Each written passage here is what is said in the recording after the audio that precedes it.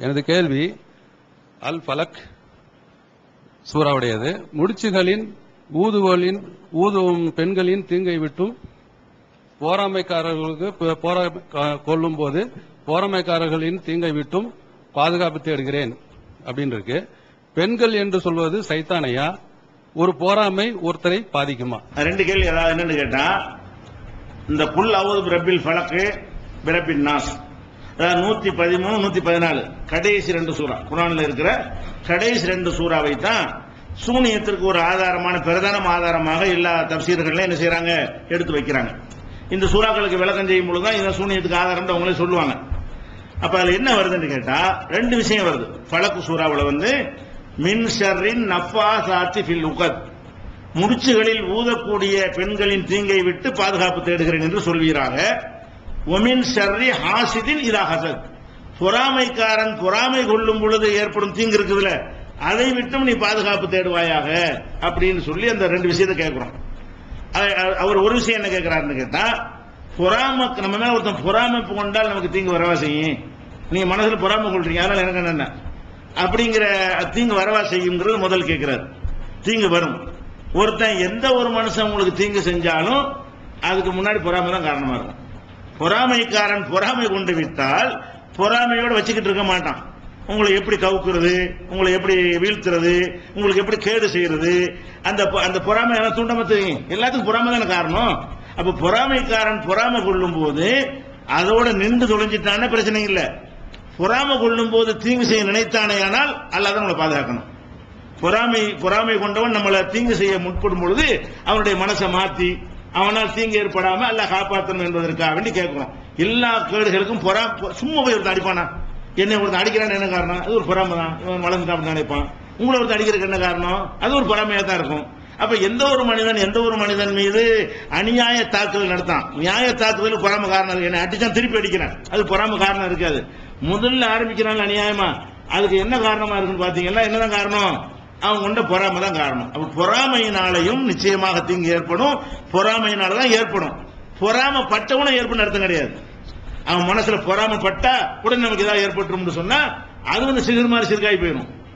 சிகர்களை ஒரு மனசை நான் நினைக்கிறேன் இவர் நாசமா போகணும், நாசமா போயிருவீங்க. நீங்க நினைக்கிறீங்க நான் நாசமா போயிடணும், நான் ஆயிருவேனா? அப்படி நினைத்தீர்களே ஆனால் அப்ப நீங்களும் சாகிற மாதிரி ஆயிடுறீங்க, மந்திரவாதி மாதிரி ஆயிடுறீங்க. நீங்க மனசில் நினைக்கிறீங்க எனக்கு இப்ப கேடு ஏற்படுது, அந்த மீனிங் நிச்சயமா அல்லாஹ் சொல்ல மாட்டான். அல்லாஹ்வுடைய இதுல ஒரு மனுஷன் நினைத்ததனால் இன்னொரு மனுஷனுக்கு ஏதாவது ஏற்படுங்கிறது கிடையாது. பத்துவா செஞ்சா ஏற்படும். நம்ம ஒருத்தர் அநியாயம் பண்ணிட்டோம், அநியாயம் யாரெல்லாம் கேட்க மாட்டியா, அது துவாவுனால எனக்கு பாதிப்பு ஏற்படும் அநியாயம் செஞ்சு இருந்தால். மற்றபடி பொறாமப்படும் பொழுதெல்லாம் பாதிப்பு ஏற்படும். ஒருத்தவங்க உலகத்தில் வாழ முடியாது. யார் மேல பொறாமை இல்லை? உங்க எல்லாரும் மேலே உங்களுக்கு கீழே உள்ள எல்லாரும் பொறாம போடுவோம். நீங்க என்னவா இருந்தாலும் சரி, ஆலிமா இருங்க, படிக்க ஆசிரியரா இருங்க, வியாபாரியா இருங்க, குடும்ப தலைவனா இருங்க, எல்லாத்திலும் ஒருத்தர் செய்வான். 4 பிள்ளை இருந்தா பிள்ளை எல்லாம் பொறாமப்பட்டு செய்வோம். இவனு மட்டும் எனக்கும் பிள்ளை இல்லைன்னு. அப்ப எவனாச்சும் உலகத்தில் நல்லா இருக்க முடியுமா?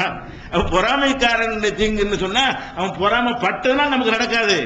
அந்த பொறாமையினால என்ன செய்வான்னு கேட்டா, கோல் சொல்லியோ அடித்தோ வேற வகையில டேமேஜ் பண்ணியோ அவதூறு சொல்லியோ நம்மளை வீழ்த்துறதுக்கு முயற்சி பண்ணுவான். அது நம்மளால தடுக்க இயலாது. இப்ப பொறாமை மனசு சம்பந்தப்பட்டது. எவன் பொறாமப்பட்டிருக்கான்னு தெரிஞ்சா மண்டையில வச்சு காப்பாத்திட்டா போயிடலாம். பொறாமப்படுறோம் நடிச்சுக்கிட்டு நம்ம பக்கத்தில் உட்காந்துட்டே இருப்பான், நமக்கு தெரியாது. அப்ப அவன் தான் கேட்கணும், பொறாமக்காரனுடைய தீங்கு எங்களுக்கு கண்டுபிடிக்க இயலாது, நீ தான் அதை அறிஞ்சு வச்சிருக்கிற, நீ காப்பாத்திரன்னு சொல்லும்போது அல்லாஹ் என்ன செய்வான்? அந்த செக்யூரிட்டி தருவான் என்பது அது அதனுடைய அர்த்தம். அதுவும் தௌஹீத் இருப்பெல்லாம் வழங்கணும். இவங்க சொல்றபடி இப்படி வரலாம். சிகர் நம்ம திருப்பி கேட்கலாம். பொறாமக்காரன் திங்குங்கிறான். பொறாமை என்பது சிகர் மாதிரி பயங்கரமான மந்திரம். அதை கொண்டு ஒருத்தனை நாங்கள் வீழ்த்தி விடுவோம், பொறாமையை கொண்டு ஒருத்தனை அழிச்சிருவோம், பொறாமையை கொண்டு ஒருத்தனை கொண்டு வருவோம் சொன்னா சரியா வருமா? இவர்கள் அப்படி சொல்லுவார்கள். இந்த சிகருக்கு ஆற்றல் இருக்குன்னு சொல்லக்கூடியவர்கள் அப்படி சொன்னாலும் சொல்லுவார்கள். அதுக்கு ஆதாரம் இந்த வசனத்தை காட்டினாலும் காட்டுவார்கள்.